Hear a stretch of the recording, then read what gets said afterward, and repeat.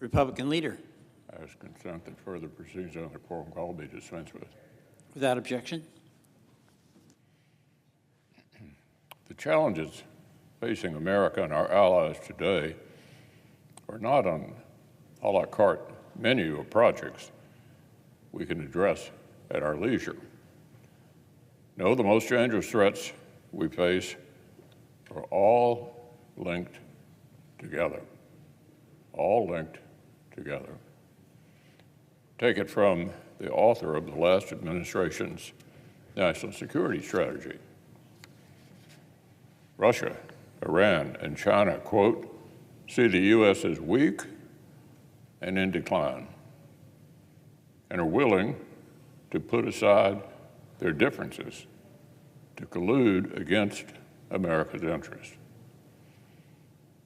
So, Mr. President, they're extraordinarily willing. Finland is investigating a case of suspected sabotage by a Chinese ship against an undersea communications cable and gas line connecting the newest member of NATO to Estonia, one of the alliance's most stalwart backers of Ukraine. Putin's Russia is reporting helping Iran develop a space launch vehicle, a critical step toward building intercontinental ballistic missiles. In return, Iran isn't just sending Russia kamikaze drones to kill Ukrainians. It's helping build an entire drone factory, a drone factory on Russian soil. A Russian state energy company is reportedly providing China with highly enriched uranium. China is swarming social media platforms with pro-Hamas propaganda and protecting both Iran and Russia in the UN Security Council. America doesn't have the luxury of facing these threats individually.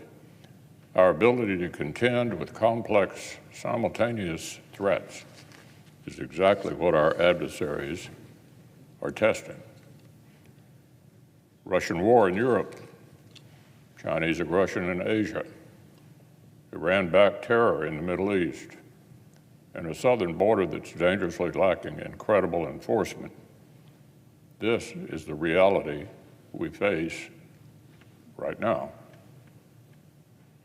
The Biden administration's supplemental request falls short of adequately addressing all of these linked threats. So let me explain again what this moment actually requires.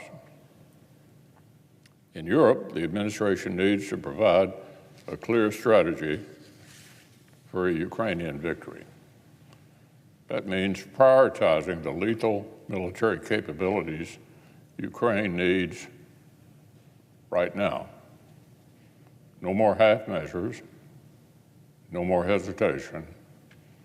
As former Secretary of State Pompeo put it last week, America should be, quote, accelerating the flow of weapons and ammunition to Kyiv, because abandoning Ukraine would bolster our adversaries. We should be empowering agency inspectors general to continue the unprecedented oversight and accountability work we've built into the U.S. assistance since the beginning of Putin's escalation last year. And we should continue to invest in expanding America's defense industrial base, both to replace capabilities Ukraine is using with newer for our own use, and to ramp up production of the ones Israel, Taiwan, and our Indo-Pacific allies and partners need. In Israel's case, it's especially important that we take stringent measures to ensure no humanitarian assistance bound for the people of Gaza can be intercepted by Hamas terrorists. And I've said before, for any of this supplemental security funding to pass the Senate, we will also need to implement serious policy changes at the southern border. Senate Republicans will not rubber stamp the Biden administration's bailout for a problem it created.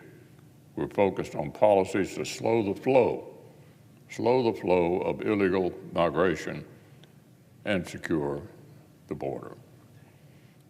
America's strategic goals are crystal clear. Degrade Russian military strength and prevent major war in Europe. Reestablish credible deterrence against Iran and its terrorist networks. Grow our defense industrial base to equip our military and our allies in the Indo-Pacific to raise the cost of Chinese aggression, and restore real border security right here at home. That's exactly what the Senate should be focused on.